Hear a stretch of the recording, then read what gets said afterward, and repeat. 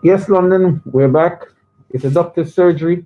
As you know, how we do it each and every Tuesday. We bring you, um, we bring you Britain's first black current affairs show, um, live and direct, where we discuss all the things that have taken place in the media over the past week, and look at the differences and the nuances, and having a debate and a discussion in around them, setting the record straight in areas where things have been misrepresented, and highlighting where things have been done correctly, I guess. But it's about current affairs, and it's about looking at things as they are and how they impact on us as a people. I'd love to hear from you. If you haven't been listening, and you're just tuning in, we've been on air since 9. We normally do an 8 until 11 show, but we were a bit late this morning. Um, give us your take. We don't want to jump back into the show. I'll do a quick recap, but in the meantime, if I don't get any callers, then I know that the show is expired for another week, so we can leave early because no one's listening. But if we know that you're listening, then we can push on and carry on. So over the past week, well, the number is to take part. So is 0753 So even if you just give us a missed call, let us know you're listening. It's quite important. We love to hear from you. Um, Most definitely. So the discussion has been since this morning. We've been looking at the Black Lives Matter movement in terms of the achievements that it's achieved over the past week. We've been discussing in various senses. Have we got a caller? Okay, give me a second, caller. Caller, you live. How you doing? Greetings, Doctor. Greetings. All right. First of all, I didn't even notice you were back on the hearing. When I hear back on the hearing now, because I noticed you've been away with the COVID business, so today's a first for me. So I didn't hear what was being said last week. Okay. Okay. So basically, let's stay on point. We're talking about this business here. So what's happening now with all the various Black Matters lives protests been going on? Yeah. Okay. Like everybody, like every other African stroke Black person, we have all discussed different aspects of it. Mm-hmm. My question is, what do you think of this narrative that you hear BLBC or every media peaceful, peaceful, peaceful? Mm-hmm. And I'm thinking to myself, how long, as far back as you can go, we've been having this peaceful march and whatever, and petition and so forth. And you ask yourself, what has been the end result of it? And they said it's only a fool keep doing the same thing continuously over and over and over and expecting a different outcome. I no longer march, but I do support my brothers and sisters that march. And the reason I no longer march is I've done my fair bit of marching and protesting in my time. I have, and but it's just I'm at a point now where we have to be a bit more strategic, and not everyone can be on the ground. You know what I mean? But I've done a lot. I've been um, I would say that in terms of pro-black movements and pro-black, it focused work strictly. I've been doing this now since 1997, which is what, 23 years. So I've done my fair bit on my ooh, I've been through a lot with it, and it's not been an easy road. I support peaceful marches where peaceful marches are necessary, and I support my May I brothers come and. back to that, please? So I have to cut you off here, Mhm, but may I come back to that? mhm. And Okay, so hold on, I ain't finished. I ain't finished. I ain't finished.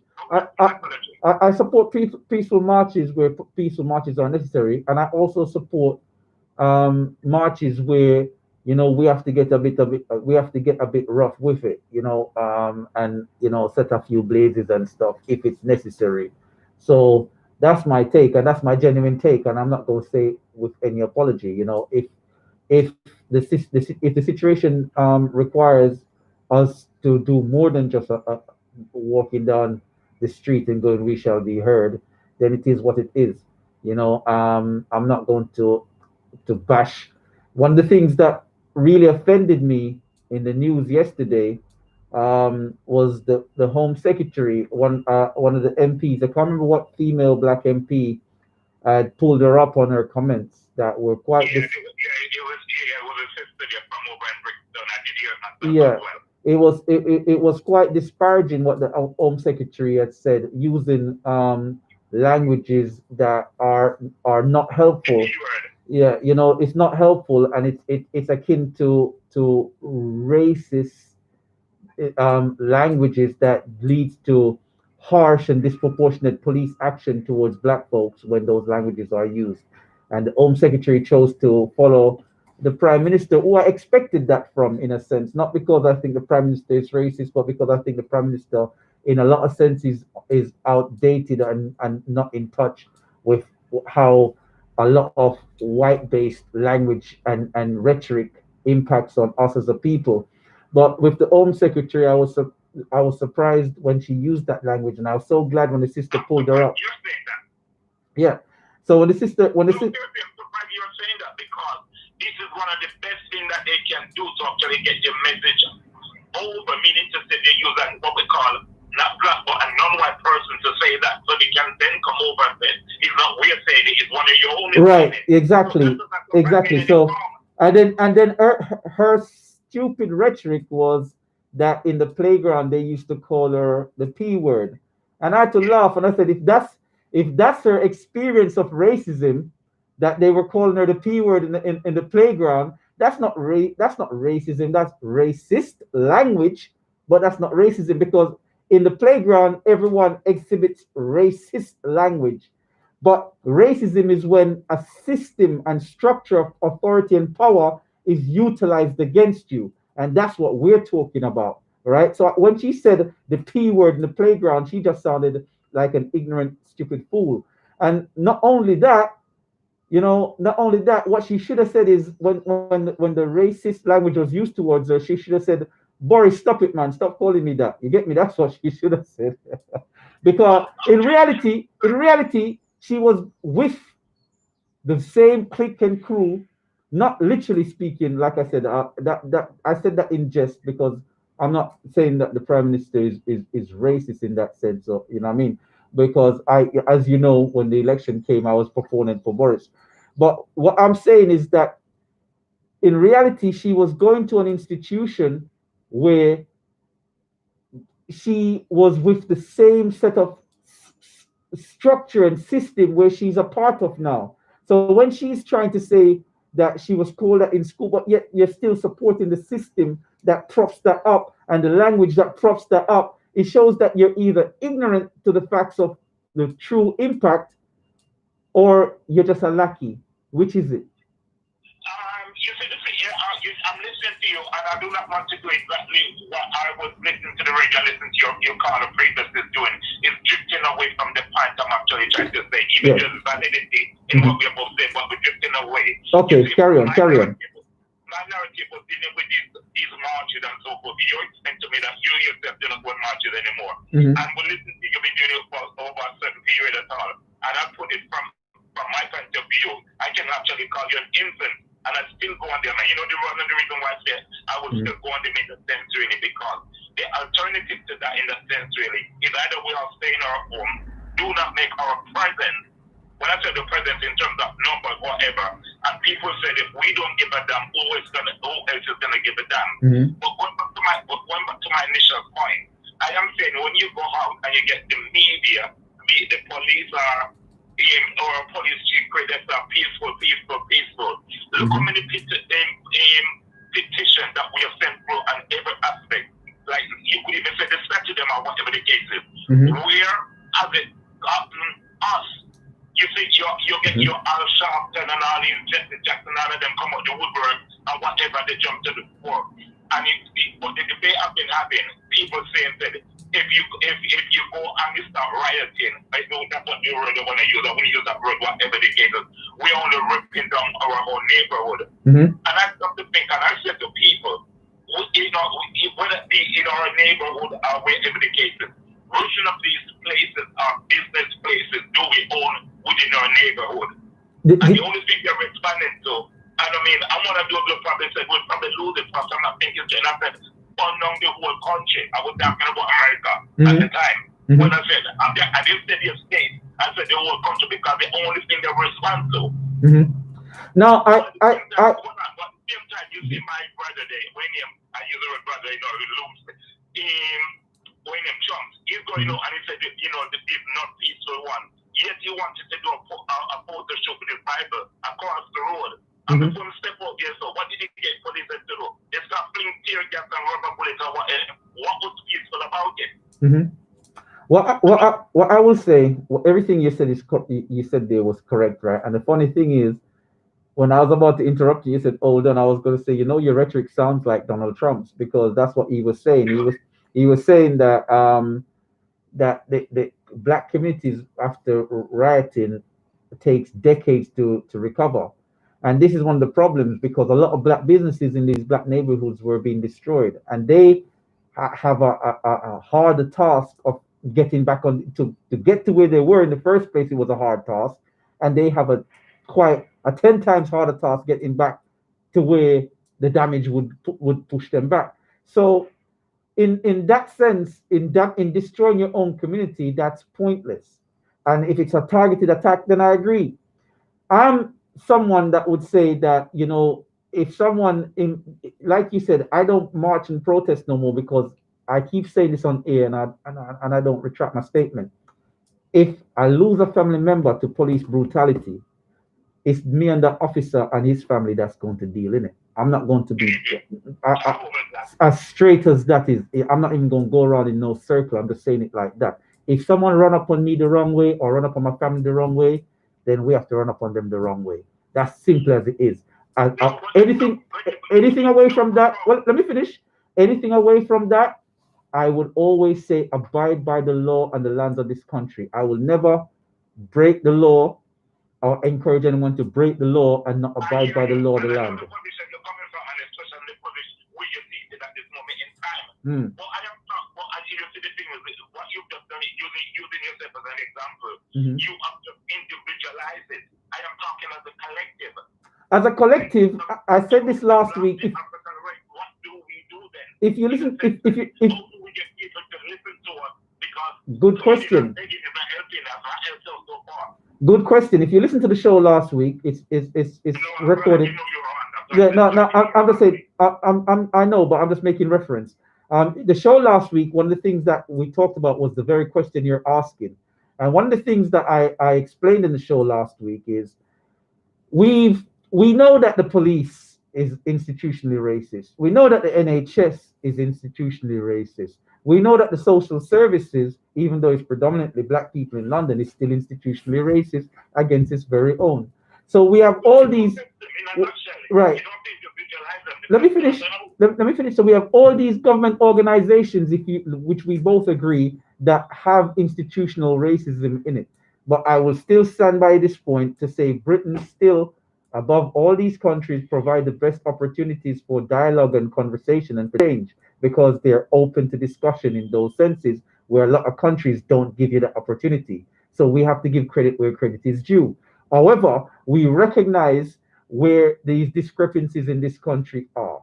Now, to continuously badger and go on about it makes no difference. So is it time then we start to say, should we go back to Africa? That was a question I posed last week. There were 3 responses to that question.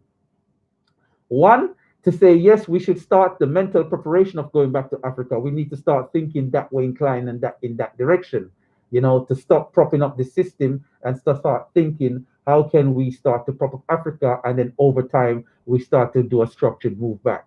That was one point of view that in terms of people that called in and agreed or said what they said. The other point was love and forgiveness, which I didn't really agree with, but I have to respect the person. Yeah, but that's an opinion, and we can't say it's wrong. We can say we agree or we disagree with it, but we can't say it's wrong because we don't know what's right until we get to the end of the road, right? And then the last one, which was quite profound, was that we need to start controlling the economy and the purse strings of these countries, starting with America because of the high number of black people in America having a quite a powerful economic impact, where we refrain from spending. So there's like a financial blackout, a lack of supporting these organizations work and spend wise for a week a time with protests. So once we withdraw our services from all the institutions, the police, the army, the jobs, the sector, everything, whether it's cleaners right down to the nitty gritty, from the top to the bottom, where everyone refrain and stay at home, that would bring the economy of any country that's similar to America to its knees. And that which automatically creates a very obvious question. Right. So and the question being, in a sense, really, if we come back to the very thing about the collectiveness of things or whatever, and we know this, it then come back to debate in terms of who leaders, do we need a leader? And we most definitely do. Otherwise, we're either going to sit at home and nothing comes to the fore, or whatever the case is. That collective mindset is still needed. Yes, again, I don't know if you listened to the start of the show this morning.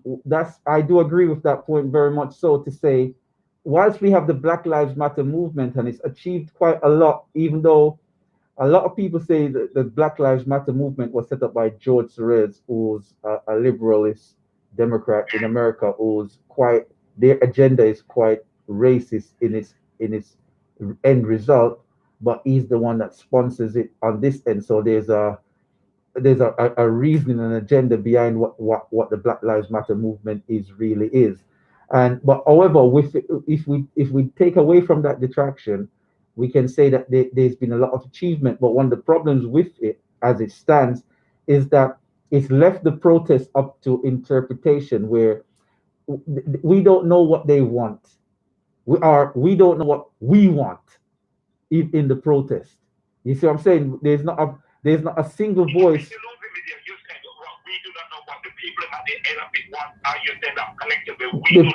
The people protesting.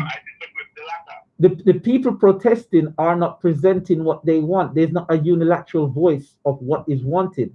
The one the it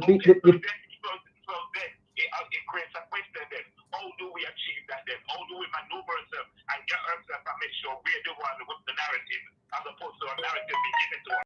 And that boils it back down to the point what I said earlier with the Black Lives Matter movement. It seems that it's such a convoluted area, because we have good white people that are helping us, and we have agent provocateurs that are a part of the process. So for us to filter between the two is very difficult. That's one. Two, it seems like a lot of these movements and push are organized by white folks, positive or be it negative, and it's not. So the worry and the concern is the consensus of whether we are going forward positively as one, or whether there's a betrayal process in the pipeline, a double cross, because of some agent provocateurs or some agents being placed within that mix that is not got our best interest at heart.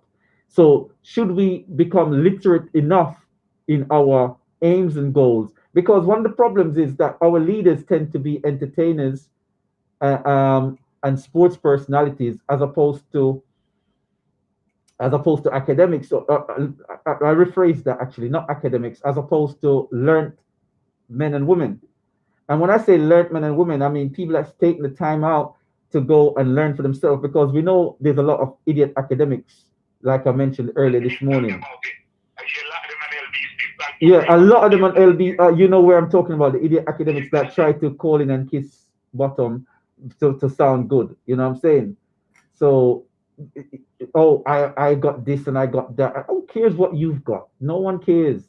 So the point is, the idiot academics or the educated fool, they serve no purpose, because a long time ago, a wise man once said, 666, and this was metaphorically speaking, 666 is the thought process where everything you do, it goes against self and kind. And that's the mark in your head. And the mark in your hand is everything you do with your hand goes against self and kind. that's in a sense a mark of is the mark of the beast. So you have black people that look black, they talk and sound black, but their actions, what spew out of their mouth, their thoughts and the manifestation of their actions, all goes against self and kind. And this is what you get with those academic fools.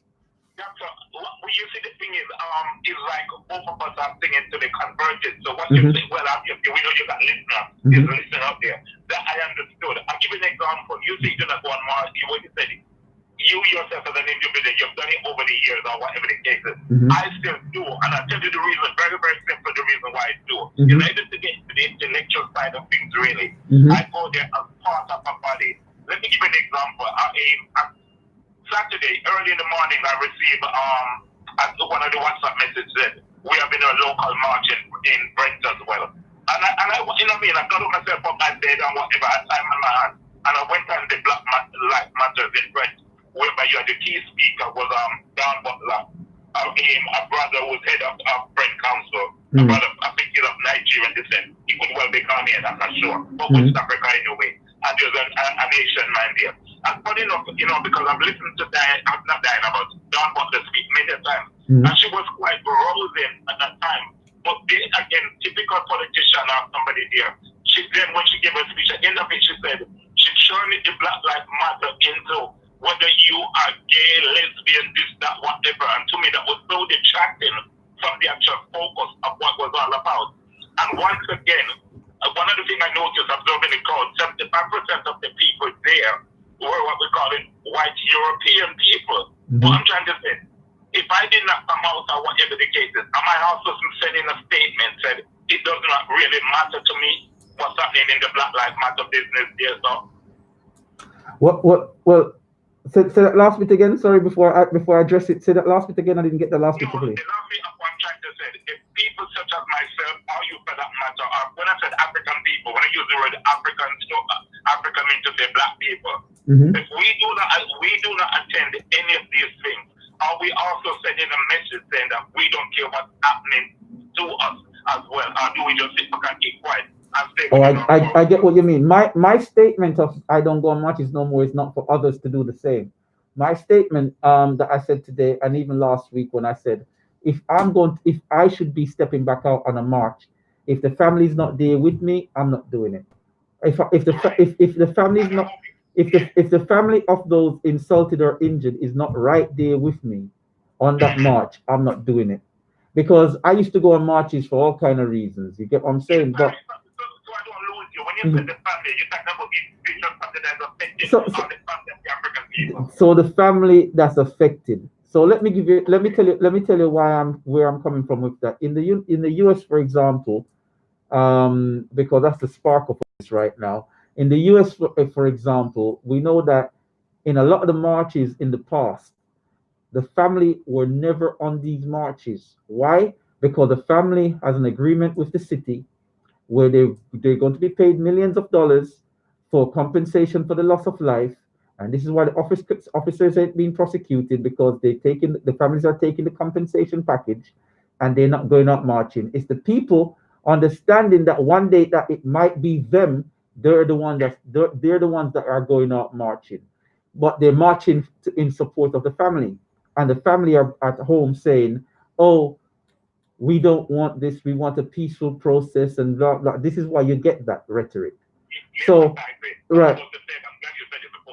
Right. So, from my perspective, if the family's out there on the ground and it's something as atrocious as what happened with George Floyd or others, Trayvon Martin, etc., and the family's not hitting the ground, I have no problems to be there supporting the family, because I will do that. However, when it's a blind process organized by blind people that I do not know, I don't know what their agenda is, I will kick back and support it in what way I can, because I will be out there with the family, not just a standard process, because I know how to fight otherwise as well. So if you can and you can go out there and support it, I will never discourage it. Because whilst I sat back and I'm observing the Black Lives Matter protest and stuff, it has achieved a lot of great stuff. So if it was down to me, it would have failed. So I'm not saying to people, listen to what I'm saying and follow what I'm doing. You have to follow your gut instinct of what's right for you, the information that's within you that drives you. I'm not saying sit and listen to me with that because that's just an opinion. If we're going on something factual and we're making a plan for something in terms of a factual move and so forth, then that's a different discussion. But whether someone should go out and march and protest, that's an individual choice. You see what I'm saying? So I cannot say to people, if you don't go out there, then that means this. What I can say is that we have to make sure that we support each other no matter what the scenario is. So I support the Black Lives Matter movement, whether it's reluctantly or willingly, because my people are out there and they're protesting, and I'm not going to tear them down. So I will sit back and I'll encourage and I'll say, right, they can strengthen it in this way, they can strengthen it in that way, and whether they choose to listen, that's down to the people. You get what I'm saying? Bridget, I hear what you're saying, and I totally grasped and understood what you're saying. But you notice you use the keyword within your statement here, so Go you ahead. said that is an individual choice, and this is the problem. Where does the collective need to replace the word individual? The collective, You understand? This is what I'm trying to say. Most of these things we, that are happening, I'm well aware that you will got us. When I make a stand, I come out there. Mhm. I'm coming out as part of the collective. Mhm. Not collective as human being, collective as an African person. yes, we all are.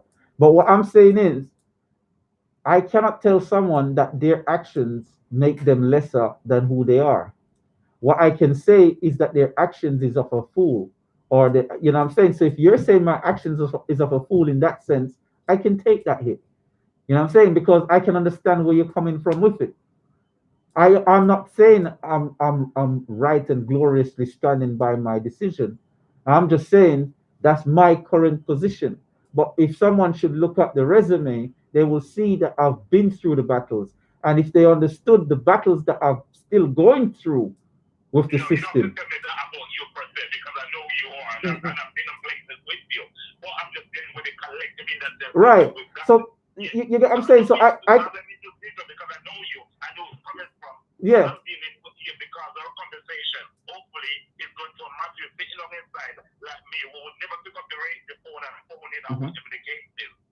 So you understand with me now. I have to choose my battles because I've been through so many battles that you know age make you a bit tired. You say, you know what, I'm gonna make that the one slide, or because I need to plan for that one day. Not that you're letting it go, but because your focus is so spread, you don't want it to be spread too thin that you don't deal with things in a right way.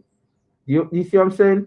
Because you want to make sure your focus destroys whatever enemy comes your way. And that's what I'm about. I hate leaving an enemy on the chessboard. I don't that's not me. If anyone knows me, they will know that I relish when an enemy is destroyed. I don't care. I'm not on the forgiveness tip.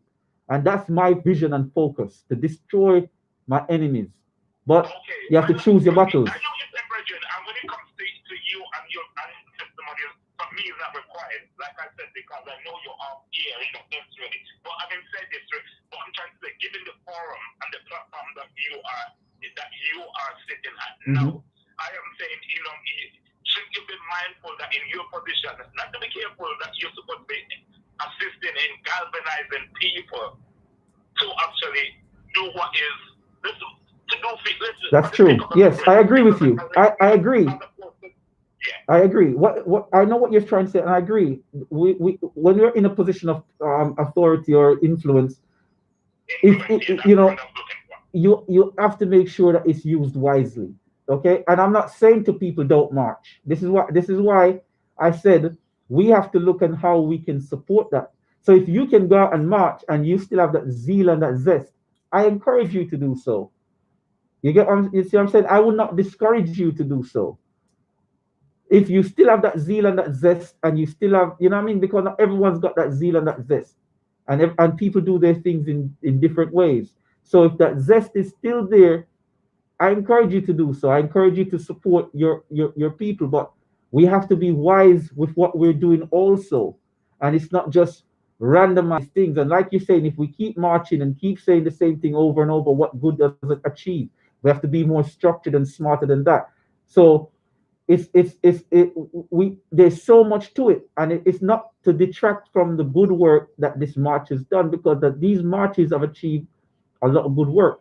But I'm so skeptical of certain things that I got an eyebrow raised looking for the double cross.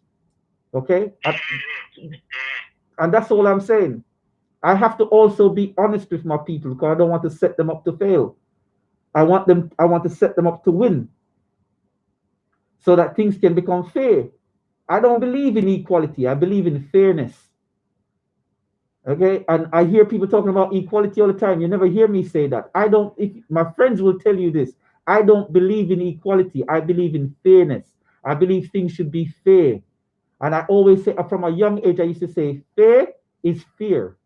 You know, people fear you when you're fair, because whatever they dish to you, you can dish it back to them. So that's fair. That's how I see it. I think you best spell out to others who miss what you're trying to say. You draw a distinction between F-E-A-R. Right. So fair, F-A-I-R, is F-E-A-R. No, I hear you loud and clear. I just want to make sure the listener heard what you're saying, and is not misconstrued what you said. You know, so you run up on me the wrong way. As far as I'm concerned, I have the fair right to run up on you the wrong way too, or in my eyes, the right way. It is what it is. Yeah, man. Thank you for the call. All right, thank you.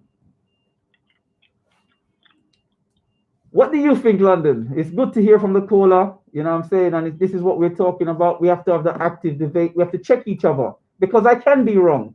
I'm not going to sit here and be self-righteous to say that I'm right.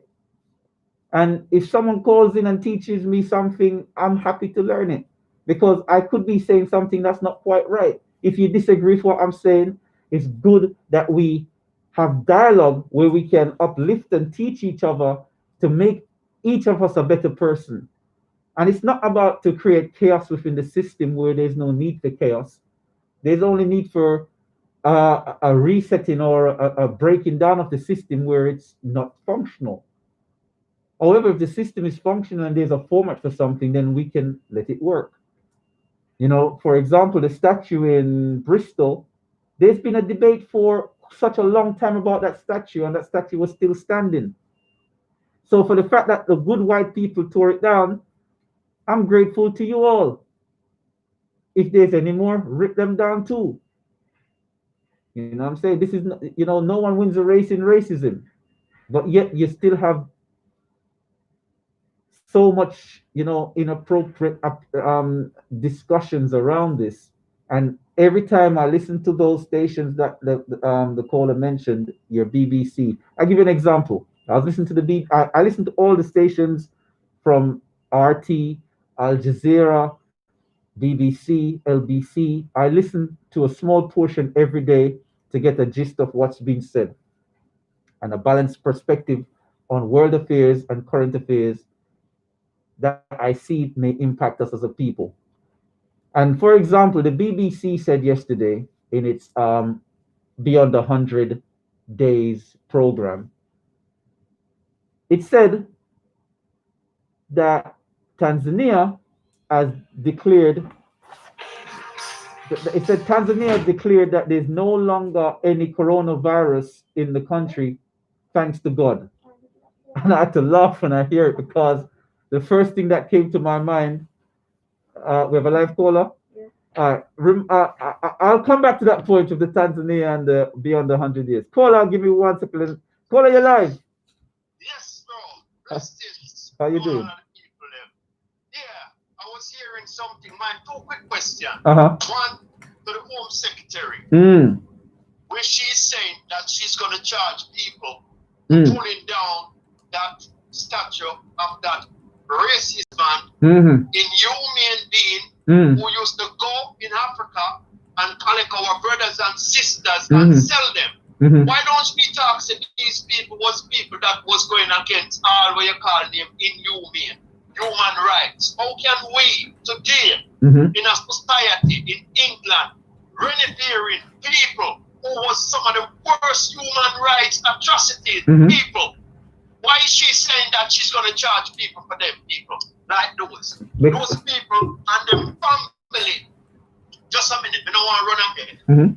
Did anyone know that in 2015, that's when Britain finished to pay all of these slaves owner them compensation for the slaves them, and yet still the slave descendant and we can't get a penny who done all of those hard work for those people, but yet still them pay all of these very inhumane people. But it was living today according to their law, when them having at the Human Rights Council, they would be charged for human injustice. Why they don't do that? You see, we have to look at Priti Patel's post as just that. She's the face of the Home Secretary in Britain, but she is not the Home Secretary in personality. Or she doesn't care because it wasn't something that impacted her people directly. Now, I would like to think it's the former as opposed to the latter, because I wouldn't want to think that she's that prejudiced and racist in her own thinking. So I'm going to give her the benefit of the doubt. I would call her stupid. Right. Because her people also get with them inflicted by the British as well. Has she forgotten that? Is she a coward or something? Of course, I think she is more of a stooge. Let's say what it is. You know, a stooge where you have to play up to the post of the office. That means you have no true say, personality-wise and professional-wise. You just have to go by what the policies are, even if the policies goes against your thinking. And that's why I can't do that. I cannot do that. If a policy goes against my thinking, then I'm doing what I think. You know, so it's best that I just go and chill.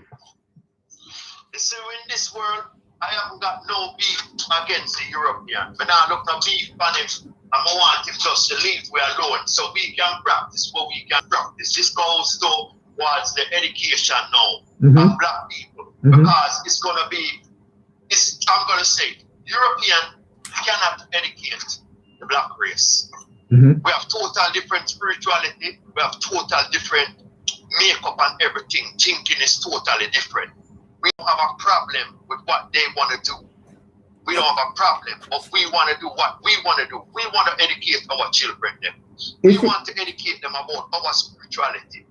You see, you hit the nail on the head there. Because the most racist amongst us, or amongst them, are the liberals that push for these policies where everybody have to get an umbrella approach. And in that umbrella approach, you subjugate subtly, because it's all subtly. It's like that whisper. You know, you subjugate subtly the people that you claim that you're liberating. And in subjugating them, because you're putting everybody under the same banner, as opposed to giving people the right to be able to expound on the national consensus of information. And there goes the problem. Everyone in this country is taught to follow this rule, follow this agenda, follow this rule, follow this agenda. When did big government become so powerful that it wants to dictate and delegate to you how you should think as a free person? If the government tells you how you should think and how you should teach your child, you're not a free person, you're a slave to the state. That's right. I could see that as well. And the government is so subtle, the way them do them snake thing on people. And then them come in with all sorts of crazy and illegal laws. Like most of them laws that them bring in, they're illegal. And if we go back and check it and look on the Bill of Rights and most of these things, most of these laws are illegal. And they force it on the people because of lack of education and people don't understand the laws, them, how them actually work. Next thing, when we go back to Black Lives Matter, yes, it have great effect and it have good in it, and it might carry a little bit of good. But one of the things that I disagree with it is that when people are saying Black Lives Matter and they're trying to overrun the thing or the concept behind where the black people have Black Lives Matter for. We are talking about that 400 years worth of persecution. That's what we are talking about. Don't come railroad with and tell me that we must get all of the persecution that they do to us when we say Black Lives Matter. And then you want to continue it as a generational thing as well. Have they stopped? No, they haven't stopped. They're still doing the same crap. From the slave field to where them say them so-called we are free people. And then you want to come railroad it as well. No, we need to get that point over. And the Black Lives Matter have to go towards the people them who actually what them need to affect. We're talking about these institutions that was part of the slave trade who invest in it. We're talking about those set of people. We're talking about the institutional racism in this country that these people still carry on against us today. And it have to stop.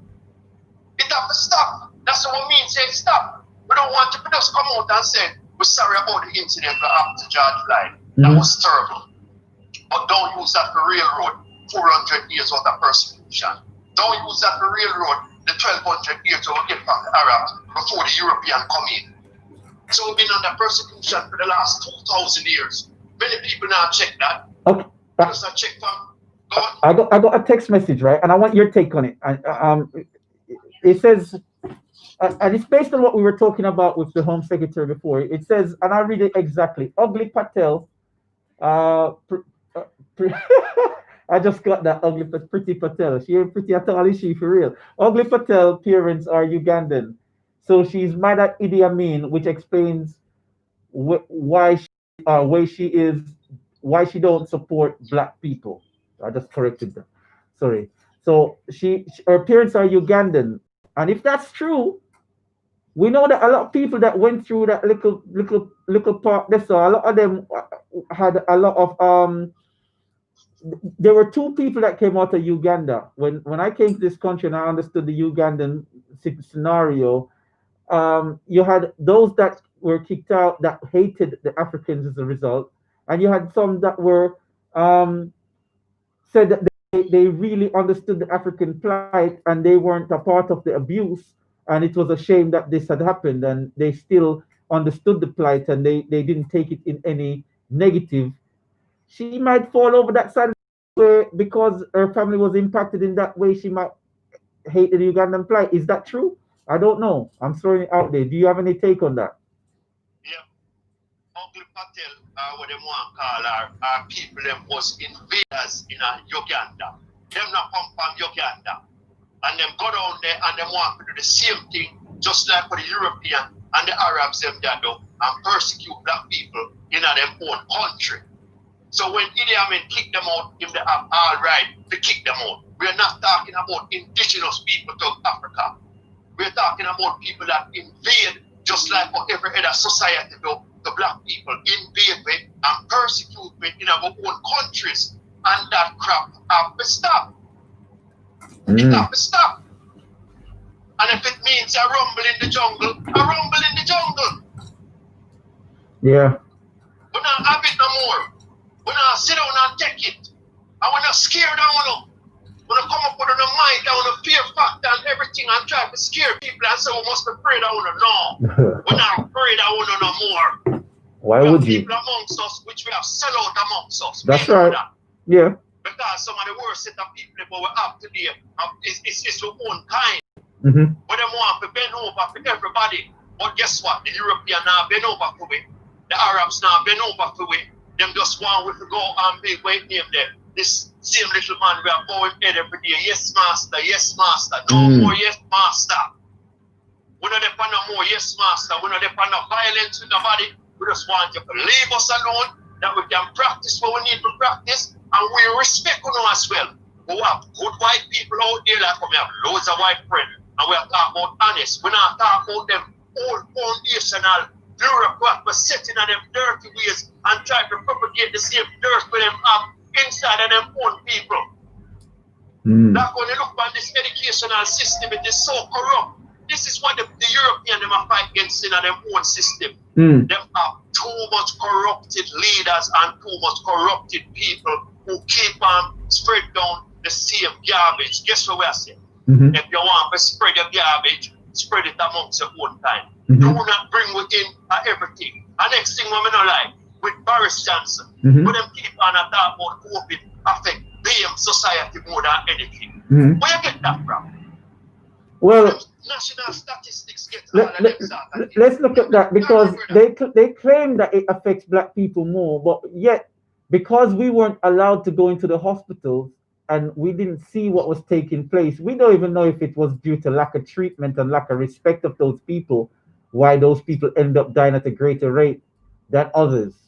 You know, there's so much different factors that could count, but they make it seem as if it's because we poor, or we're disenfranchised, or we're illiterate, and something denigrating as opposed to the evils of what took place in America, why it's higher. Because we know that in America, black people were turned away from healthcare, and that's why they were dying at a higher rate.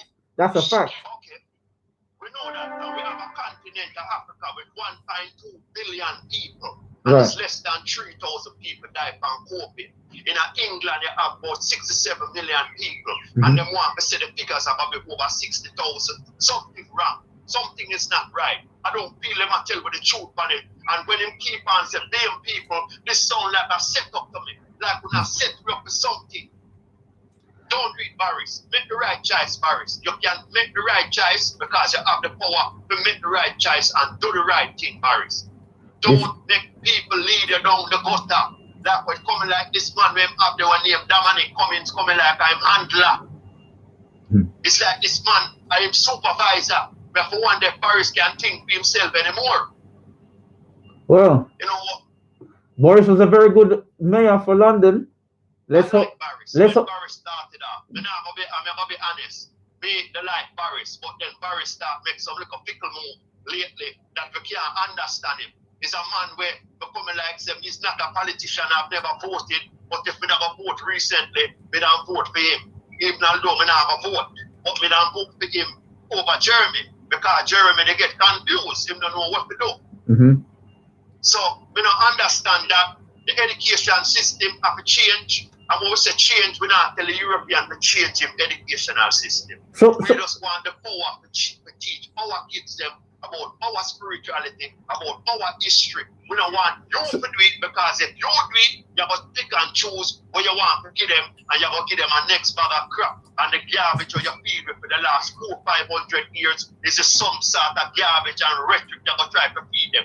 That's So, what you do. Oldfire. Black history more than we. Oldfire, do you feel then that they put the fear of God in Boris or something for him to have changed the policy because of the COVID infection that they said he had? Yeah, man, them touch Boris, man, and Boris get quiet. Him get coward. But you see, you still have to be careful with him because him still left on the border. Him don't know which way I'm going to turn yet. So you're saying to Boris, if he turns the right way, you have his back. Yep. If him do the right thing, everybody will have him back. If him do the wrong thing, then we can't go with your Boris. So he's saying, you're telling Boris, don't be scared. You get me? Don't be scared of the ghost no more. No such thing. You know what I mean? We don't scare the ghost no more. Is that what you want to tell Boris? Yeah, man. They must put the fear of the ghost in a Boris, and Boris did it. A bit scared, but Boris need to stand up. But you know him is a waffler anyway. Like how we have to notice that about him. Him full of waffle. But him action now say what he must say. Him just waffle, but him need to do the right action. Boris need to do that, and Priti Patel or Ugly Patel, she need to shut her mouth, and everybody knows that she's a puppet and she's a stoolie and she don't have no sense. And because if her family come from Uganda, which we know so them was invaders to the Ugandan people because our family used to persecute black people in Africa too.